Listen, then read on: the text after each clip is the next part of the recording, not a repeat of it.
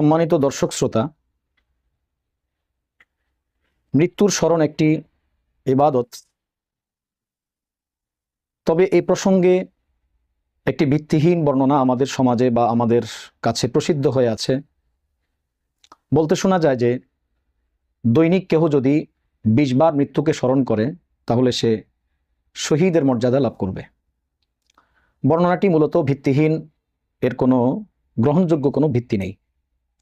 হ্যাঁ, তবে সহি বর্ণনাতে, যেমন সৈয়দনা আবু হুরায়রা রাদিয়াল্লাহু তাআলা আনহু এর সূত্রে নাসাই শরীফ, ইবনে মাজাহ শরীফ ও তিরমিজি শরীফে এসেছে, রাসূলুল্লাহ সাল্লাল্লাহু আলাইহি ওয়াসাল্লাম ইরশাদ করেছেন, আকসিরু যিকরা হাযিমিল লাজ্জাত, তোমরা স্বাদ বিনাশকারী তথা মৃত্যুকে অধিক পরিমাণে স্মরণ করো।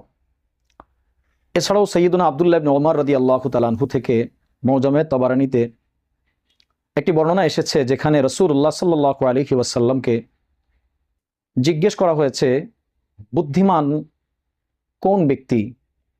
উত্তরে রাসূলুল্লাহ সাল্লাল্লাহু আলাইহি ওয়াসাল্লাম বলেছেন, যেই মুমিন মৃত্যুর কথা স্মরণ করে বেশি পরিমাণে তারাই হলো বুদ্ধিমান।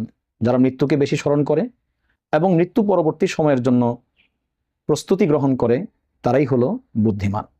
সুতরাং অধিক পরিমাণে মৃত্যুকে স্মরণ করা যা বুদ্ধিমত্তার পরিচায়ক, এবং বেশি পরিমাণ মৃত্যুকে স্মরণ করা, এ দুটি কথাই মূলত হাদিসের নির্ভরযোগ্য বর্ণনায় রয়েছে। 20 বার বা তার বেশি স্মরণ করলে শাহাদাতের মর্যাদা পাওয়া যাবে, কথাটি সঠিক নয়। আল্লাহ পাক আমাদেরকে সঠিক বিষয় জানার এবং সেই মোতাবিক আমাদের আমলগুলো করার তৌফিক দান করেন। আমিন।